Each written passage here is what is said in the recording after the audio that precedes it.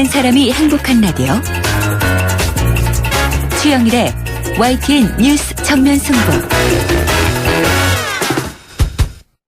YTN 뉴스 FM 뉴스 정면 승부 4부 시작합니다. 이 북한 풍계리 핵실험장 인근에요. 이 길쭉 주민들인데 방사능 오염을 의심할 수 있는 건강상의 문제가 발견됐다는 증언이 나왔습니다. 자, 이 시간에는요. 안찬일 세계 북한연구센터 소장 연결해서 자세한 상황 들어보겠습니다. 안 소장님 나와 계시죠? 네, 안녕하십니까. 네, 안녕하세요. 예. 자, 이 김정은 위원장 시찰 열심히 다니는 걸로 알려져 있습니다만 이 풍계리 핵실험장 인근에 갔다는 보도는 거의 못 본 것 같습니다. 네. 이 지역에 지금까지 단 한 번도 안 갔다. 이거 맞습니까? 맞습니다. 김정은 위원장은 지금 집권한 지 한 5년 되지 않습니까? 네. 이 풍계리뿐만 아니라 함흥 이북으로 단 한 번도 안 갔습니다. 어허. 그 이유는 간단합니다. 함경북도가 좀 뭔가 그 반평양적인 정서도 있지만 네. 바로 이제 말씀하신 그 길쭉은 풍계리 핵실험장이 있기 때문에 이 치명적인 방사능 흡출이나 약진에 의한 공격을 받을까봐 김정은은 함경북도 함흥 이북 지역을 한 번도 간 적이 없습니다. 아, 그렇군요. 자, 그럼 이 핵실험장 풍계리로 알려져 있는데 가장 가까운 마을이 길쭉읍인 건가요?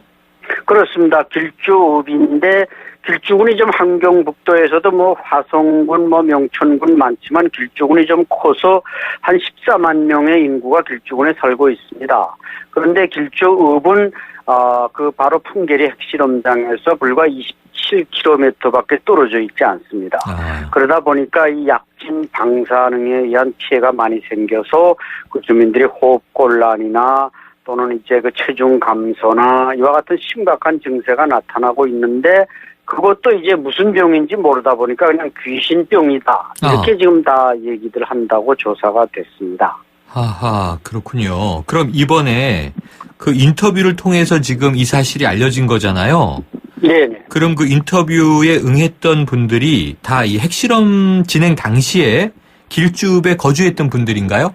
네, 그렇습니다. 이 핵실험이 뭐 잘 아시겠지만 2006년에 1차, 2009년에 2차, 2013년 3차, 올해 1월 6일 4차 4차례 진행됐는데 네. 이번에 그 인터뷰에 응한 그 샘플링에 이제 참여한 분들은 다 그 길쭉군에서 읍이나 그 리단에서 살던 분들이기 때문에 네. 실제로 그 핵실험을 경험했고 또 그중에는 실제로 이 몸에 이상이 나타났던 그런 분들이 있다 보니까 이것이 어느 정도 과학적이다 이렇게 평가할 수 있습니다. 네. 그런데 이제 이 지역에 거주하시던 분들이 지금 탈북한 분들이 지금 말씀하신 그 샘플링 인터뷰에 네. 응하시게 된 거죠? 그렇습니다. 그럼 이분들이 주로 좀 어떤 증상을 호소하셨나요? 네, 이분들이 이제 주로 뭐 북한에 워낙 이제 그 건강 상태가 좋지 않아서 북한 주민들 대다수가 이제 영양실조에 걸려 있고 체중 감소는 뭐 보편적인 현상이라고 하지만은 네. 이분들은 특히 이제 호흡곤란이나 그 체중 감소 그 외에도 여러 가지 정신적으로 무기력 상태 이런 것이 나타나가지고 우리 그 통일비전 연구에 이제 최경희 박사가 그걸 연구를 해서 발표를 했는데 네. 아마 그것은 이 갱도가 이제 1호 갱도, 2호 갱도, 3호 갱도 이게 번갈아 가면서 그 핵실험을 하지 않습니까? 네네. 그러다 보니까 이제 1호 갱도, 2호 갱도 그리고 이제 거기는 구중문이 설치되어 있습니다. 네. 9겹으로. 아하. 그럼에도 불구하고 이 방사능이나 약진의 누출은 한 400-500km 상공에서 미군 정찰기가 그 샘플을 채취할 정도니까 네. 그 인근에 사는 주민들에게 미치는 이 치명적인 영향이라는 것은 사실 표현하기 좀 어려운 것입니다. 그럼 이분들이 방사능에 노출됐을 방식, 의심, 그런 과정은 어땠다고 하시던가요? 네, 그러니까 이제 그 길쭉읍에 특히 이제 27km 떨어진 그 읍에 사는 분들이 이와 같은 증상이 제일 그 노골적으로 나타나고 있는데, 네. 자신들이 이제 그 무기력증이 오고 중량이 감소되고 이렇게 되면서도 그 병원에 찾아가면은 그 병원의 의사들이 이게 그 방사능에 의한 것입니다. 이렇게 절대 진단하지 않은 것 같습니다. 네네. 예, 그러니까 그냥 병원 의사들은 일단 뭐 알아보고 알려드리겠습니다. 알려주지 않으니까 이 사람들은 이제 또 북한 주민들이 워낙 좀 순박하고 그러다 보니까 김일성 사망 후에 북한에도 이제 종교라고 할까 이런 점쟁이 네. 이런 사람들이 많이 생겼습니다. 아, 그래요? 네. 예, 그래서 이제 그 병에 대해서 물어보면 좀 밑에 찾아가 물어보면은 그 사람들 역시 뭐 과학적으로 하는 게 아니다 보니까. 이거는 그냥 귀신병이다. 이렇게 아하. 돼가지고 현재 길쭉군 내에서는 그것을 귀신병으로 이렇게 명명했다고 합니다. 네. 자, 이게 지난 4차례 핵실험 과정에서 1차 때를 제외하고는요. 한미 정보 당국이 이 지하 핵실험 직후에 외부로 빠져나오는 불활성 기체를 포집하지 못했다. 이렇게 보도가 됐었어요. 예. 그래도 지금 말씀하신 대로 뭐 지하수, 토양 다 오염됐을 것으로 추정이 되는 거죠? 그렇죠. 그것은 우리가 이미 러시아에서 핵 방사능 누출과 체르노빌 이것이 얼마나 사태도 있었죠. 네. 그죠. 체르노빌 사태가 이미 수천 명이 죽지 않았습니까? 네네. 그렇기 때문에 북한이라는 게 이제 과학기술적으로 정밀하지 못하고 또 뭔가 아까 말씀드린 대로 구중문이 설치되어 있지만 그 방사능 누출을 막을 수 있는 그리고 주민들에게 피해가 갈 수 있는 통로 차단이나 이 방호벽 이런 것이 대단히 취약하기 때문에 앞으로 이제 5차 핵실험이 또 지금 박두했다 이런 뉴스가 자꾸 나오고 있는데 네. 이런 피해는 계속 늘어나지 않겠는가 우려됩니다. 네. 자, 김정은 위원장이 방사능 위험 때문에 그쪽으로는 가지도 않는다. 이런 얘기를 해주셨는데요. 자, 풍계리의 핵실험이 지금 우리나라 쪽으로는 영향이 없을까요? 어떻게 보세요? 그렇지는 않을 것 같습니다. 이 지질학 쪽으로는 백두산, 화산 문제까지 중국은 우려하지 않습니까? 네. 그런데 이 북서풍이라는 건 항상 남쪽으로 내려오기 때문에 네. 물론 거기에 내려다 보면은 여러 산맥에 부딪혀서 우리 남쪽까지 오겠느냐 이렇게 이제 방심할 수 있지만 네. 그 약진이나 방사능에 이제 바람을 타고 이제 날아가는 거리가 수백 킬로미터나 되기 때문에 네.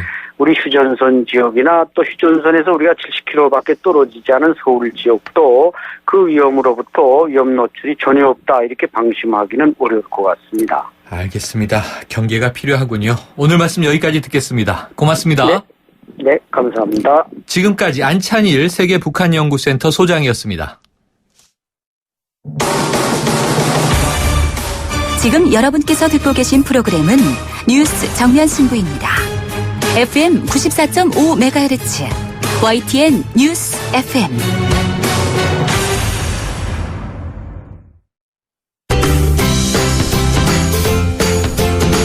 국회가 멀게 느껴지십니까?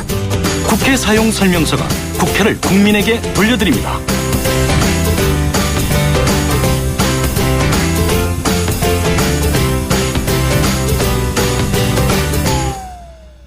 네, 매주 월요일 이 시간은요. 국회를 보다 잘 활용하기 위한 방법 전해드리고 있는데요. 국회 사용 설명서. 자, 오늘도 늘 바로 그분이십니다. 우리 윤 보좌관님 나와 계신데요. 오늘 좋은 소식이 있다면서요? 네, 어제 지난주에 방송드렸던 국회에서 하루 휴가를 보내는 방법. 국회에서 피서하기. 재밌었어요. 네, 그거로 한 20% 정도 국회 방문객이 더 늘었다고 합니다. 아, 그래요? 네, 이 방송의 힘을 느낄 수 있었습니다. 방송의 힘을 국회 방문객으로 체감. 원래 요때 더울 때는 느는 거 아니에요? 근데 이례적으로 좀 늘었다고 합니다. 이례적으로 늘었다. 네, 예전에 비해서요. 네. 네. 어쨌든 윤재관 보좌관님이 그냥 알뜰하게 국회를 국민들이 활용하는 방법을 알려주고 계시니까 오늘도 좀 또 알뜰한 소식을 기대해보죠.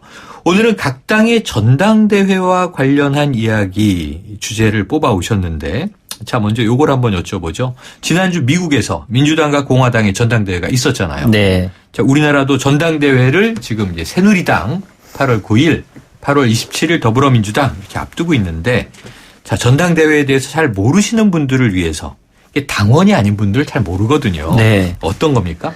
전당대회는 한 정당의 가장 큰 행사라고 보시면 되겠습니다. 전국에 활동 중인 주요 당원들이 한자리에 모여서 당대표를 뽑고 최고위원도 뽑고 이렇게 하는 최고의 자리를 말씀드리는 겁니다.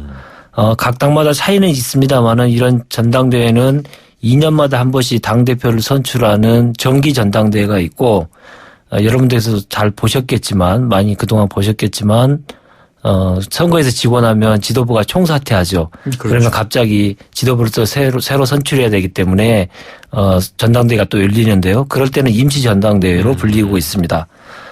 전당대회 때는 뭐, 당의 얼굴을 새로 뽑기도 합니다만은, 당의 강령이라든가 주요 노선도 최종 확정하게 됩니다. 네. 그리고 전당대회 전에는 17개 시도당의 개편대회를 열어서 시도당 위원장도 선출하게 되죠. 그래서 이렇게 그 전당대회가 열리고 나면 각 지역에서 선출되는 대의원 그리고 당비를 납부하고 있는 당원들 그리고 일반 국민들에게까지 물어봐서 당의 얼굴과 정책 기조 이런 것들을 다 새로 정하게 됩니다. 네. 자, 17개 시도당이라는 건 이제 광역이어서 그런 네, 거죠? 그렇습니다. 네. 자, 각 당에는요, 당대표, 원내대표, 우리가 뉴스 보면 이렇게 나오는데, 선출 방식도 차이가 있습니까? 네. 국민들께서는 같은 대표니까 같은 방법으로 선출되지 않으실까 그렇게 오해하실 수도 있는데요. 당대표는 아까 말씀드렸듯이 전국에 있는 대의원들, 당비되는 당원들, 여론조사 이렇게 해서 뽑히고 원내대표는 국회의원들만 선출 권한이 있습니다. 현역 의원들이. 네.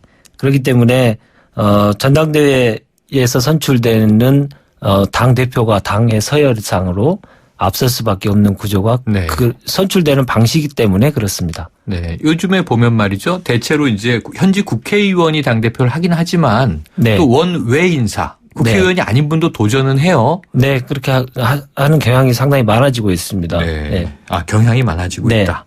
자, 또 궁금한 게요. 비용이 꽤 많이 들 것 같아요. 어마어마한 뭐 이 체육관에서 수많은 네. 사람들이 모이니까 이 비용을 다 누가 냅니까? 네. 제일 많은 질문이 오는 네. 돈 문제. 네, 네. 예.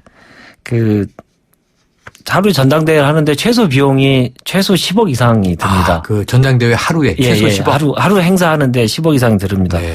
근데 왜 이렇게 많이 들까 의아해하시는 분들이 많으실 네. 텐데요.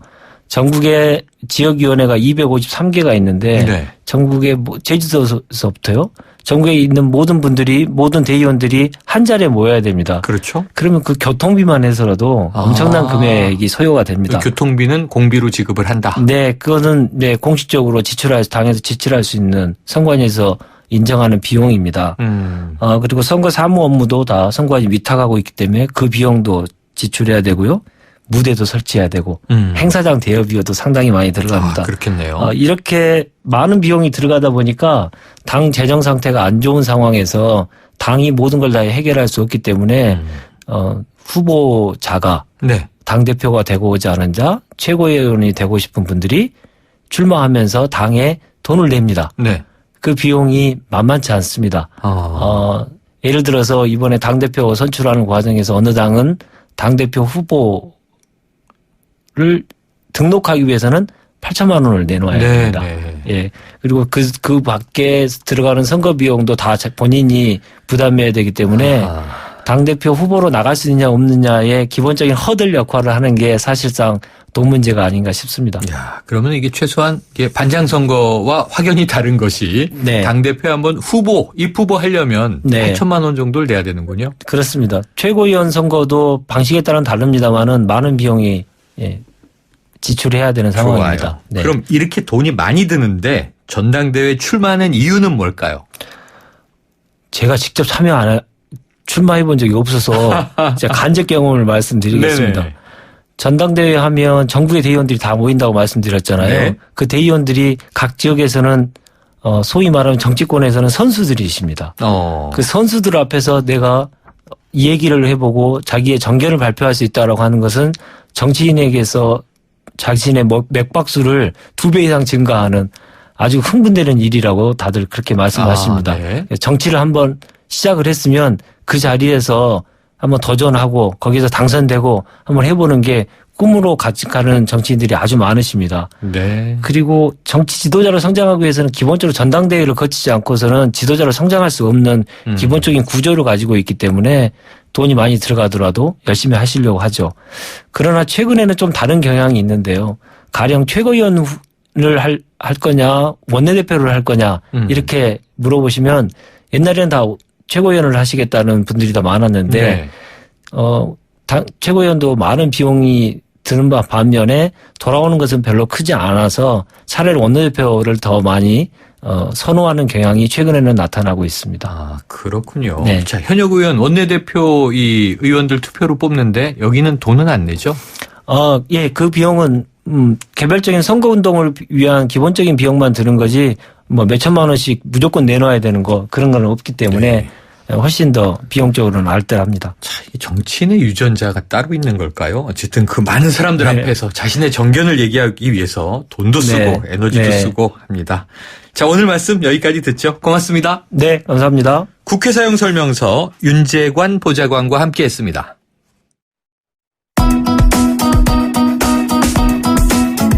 YTN 뉴스 FM 뉴스 정면 승부 오늘 준비한 내용 여기까지입니다.